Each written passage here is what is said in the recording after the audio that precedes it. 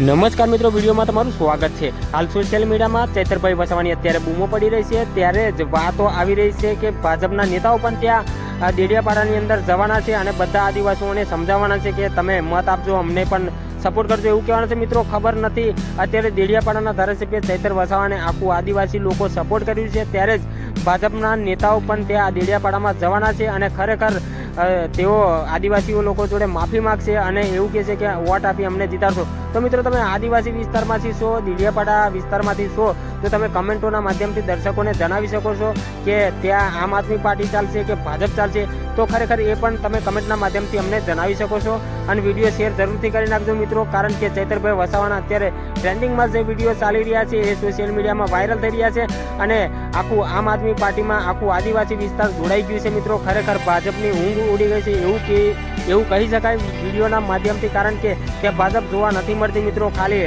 અરવિંદ કેજરીવાલ, ચૈતર વસાવા આ બધા નેતાઓ ત્યાં ભાજપના જોવા મળે છે। ઈસુદાન ગઢવી છે, આ બધા યુવરાજસિંહ જાડેજા છે, આ બધા નેતાઓ ત્યાં પહોંચી ગયા છે અને તેઓ આમ આદમી પાર્ટીને સપોર્ટ કરી રહ્યા છે અને આમ આદમી પાર્ટીમાંથી તેઓ 100% જીતી જશે। ચૈતરભાઈ વસાવા ધારાસભ્યમાંથી સાંસદ સભ્ય 100% બનવાનું વચન આપી દીધું છે આદિવાસીઓ, તો ખૂબ સપોર્ટ કરી રહ્યા છે। તો વિડીયોને શેર કરી દેજો। તો મળીશું આ બીજા વિડીયો સાથે, ત્યાં સુધી રજા લઉં છું। જય હિન્દ, જય ભારત।